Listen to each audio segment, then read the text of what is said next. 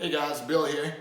In one of my previous videos, I had talked about how there were two dots that I had left that I wanted to try before I crowned one of the pistol mounted dots my favorite pistol mounted red dot. And one of them was the 508T. A buddy of mine had one. I had something that he wanted, so he and I were able to do a little swap. And I've been able to run this 508T on my Glock 34 MOS. I've got almost 350 rounds to it now. So I'm able to speak about the things that I like and the things that I don't like about this dot. But quite honestly, before I got it, I thought, is the 508T still a relevant option for people who are wanting pistol mounted red dots?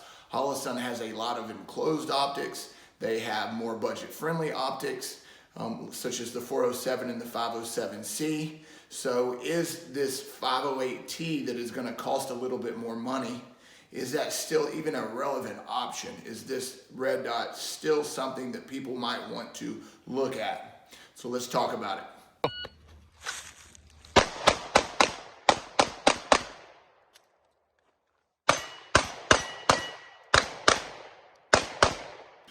Welcome back, everybody. What you're looking at right here is the Holosun 508T. T stands for titanium.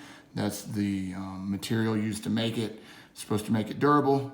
And so it was made, from what I understand, to compete with the Trijicon RMR.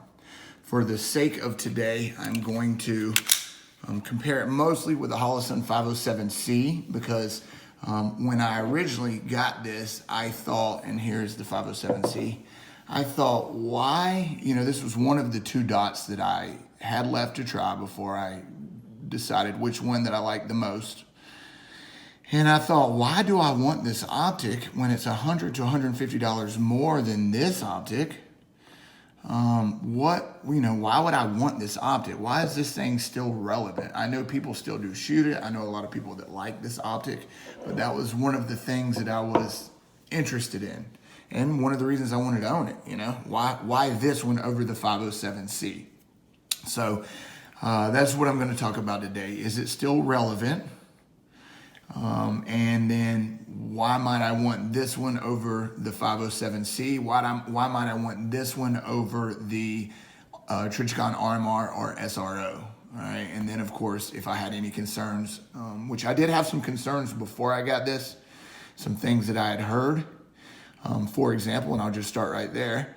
I had heard that the number one, I was worried that this squared off hood was going to make the window a little bit smaller, as you can see here. And I'll go ahead and put these two side by side. All right, this one is more rounded. I like that, or at least I thought I was gonna like it more. And this one is more squared off right here, the 508. All right, so as you can see, it's not really that noticeable, and it's most certainly not that noticeable when you're drawing it. So right here, if I'm drawing, the dot drops in from 12. That's not a dot, that's an open circle. You just can't see the open circle part. So the dot drops in from 12, all right? And then from right here, let's see if I can get that. The dot drops in from 12. It's not that noticeable. I mean, you probably don't even notice. I'm not finding it any sooner with that rounded hood, right? So, not noticeable. That concern, I didn't even notice it when I was shooting it. All right. The second concern I had was about the blue hue. I had heard that it's noticeably more of a blue hue, and you can see that, right? I think you can see it compared to the background and the table background. But that's not anything more noticeable than, say, this one. All right. Maybe a little bit, but it's still got a blue hue. And my SRO has a dramatically more blue hue. The blue hue doesn't bother me, all right, but I understand why people notice it. My buddy, for example, he always talks about how he notices it. I honestly never even think anything about it when I'm shooting. It doesn't bother me one bit. And then the third thing that I'd heard was that the glare on this, the second dot glare, when you point a dot at the sun, sometimes you'll get a second dot. Or when the optic is facing toward the sun, like let's say you're shooting from your back or you're shooting from your side and you're aiming up, sometimes you'll get a second dot. Well, I've been shooting a 32 MOA open circle, And so that has not been an issue for me. I've not noticed that. Plus the 2 days that I shot this optic, I had an overcast. So I haven't noticed that yet. If I do, I'll get back and let y'all know. All right, but is this dot relevant? Well, if you are talking about with the RMR, it has features that the RMR does not. All right, you're talking a cheaper optic with more features. The first one that most people appreciate is this side-loading battery tray. All right, so I don't have to remove this optic in order to change out the battery. Now, that actually became an issue for me this past Sunday when I shot. We go shooting on Sundays typically. And the battery died, and my buddy said, well, you know, in the 2 years I've owned this, I've not even changed the battery out. So he found a battery. He said, I'm almost certain this battery is dead, but you can try it. Put it in, the battery was not working. It was a dead battery. So the second feature, and one that I had to use Sunday, is you can go, it has an auto brightness and a manual brightness. In manual brightness, you don't get to utilize this solar charging feature that Holosun has. All right, so you just hold down this, if you're in manual mode, you just hold down the plus button and it takes you into auto brightness. Now with auto brightness, this solar charging panel utilizes the solar charging the solar charge feature, and I was able to use, even with an overcast, had enough sunlight that I was able to use that feature in order to run the red dot, which was awesome because I thought I was gonna have to put it away. I love shooting this 34 MOS. I was planning on putting a Holosun SCS on it, but I wanted a red one, and I just don't think they're gonna be coming out with a red one anytime soon. So that's why I put the 508T on this gun. This gun is so fun to shoot. So I was excited to be able to shoot it with a red dot. I've been waiting to put a red dot on it, and when the battery died on it, I was a little bit disappointed. But here's another feature that you get with Holosun. You can switch over to the auto brightness and use the solar charging mode in order to run the reticle. So that was awesome. Also, a feature you get with this that you don't get with the RMR is the 3 reticle options, the 2 MOA, 32 MOA open circle, and then the 32 MOA open circle with the 2 MOA dot inside it. All right, and I know I've told you guys, I love that open circle. Most people that run the open circle also like the dot for the precision shooting as well. I just run an open circle usually. It's my favorite reticle. So that's what I like about this optic over the RMR or the SRO. You're not getting the field of view that you get with the SRO, but you're getting more durability from what I understand, and you're getting the features. All right, so that is why you might want this one over the RMR or the SRO. All right, RMR obviously being very durable, but this one also is very durable.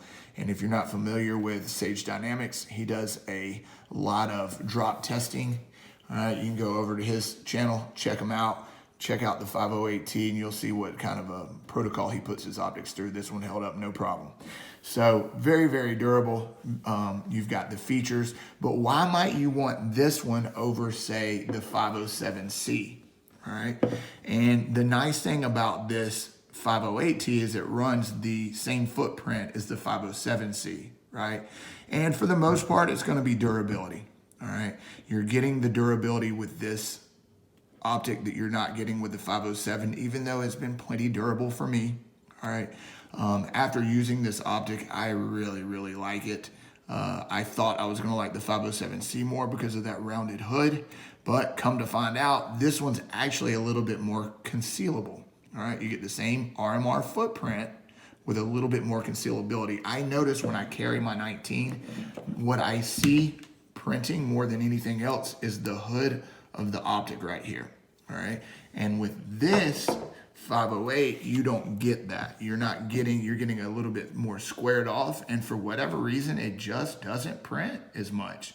All right. It is noticeable. Now, Scott Jelinski told me in a class, if you're worried about concealability, use a wedge. Well, in Georgia where I live, I'm just not worried about concealability. So that's, kind of a non-starter. But I wanted to mention that because some of y'all might be more interested in concealability. All right. So you're getting the durability and you're getting a little bit more concealability. Why might you want this over, say, one of the 509Ts or another one of their Holosun's enclosed optics? And basically the answer to that is you're using an RMR footprint, right? I'm not sure what the price is on those, but I imagine it's somewhere around the same as these. All right, but the beautiful thing about the 508T is that it uses a RMR footprint. All right, those other ones, the 508T has a proprietary one. Now it comes with a plate from what I understand. And if you want an enclosed optic, that probably is the way to go, is a 508T or the carry. I can't remember they have an EPS carry, an EPS and an EPS carry that they've come out with. So yeah, if you want an enclosed optic, those are great options for you that you'll want to check out. But the EPS and EPS carry has the 507K footprint, which is a smaller footprint. Now, if you're running an optic plate like this, probably not an issue. But if you have a slide that's milled for an RMR, all right, that's probably not going to be, you could use an adapter plate, but that's probably not going to be your best option when you've got a slide that's already cut for an RMR. All right, so in that case, this is going to be a fantastic option for you. As you can see, it's going to sit very low. These are standard height sights. Now, it doesn't go under, you can see it sits flush with that for the most part. It might even be a little bit over, but also I'm running a plate here. So if it was cut for an RMR and it was sitting lower, I would be able to see over the top of that. All right, I would be able to co-witness with standard height sights. So if you have a slide that is cut for an RMR, you can probably most likely run standard height iron sights with this optic. All right, and that's a fantastic option to keep your overall footprint very small. All right, so a little bit of concealability. It uses the RMR footprint, and the enclosed optics are going to be bigger. So that's why you would want this one over one of the 509Ts or the EPS or EPS carry. All right, guys, if y'all have any questions about the durability or any questions about my experience with this optic, please don't hesitate to put them in the comments below.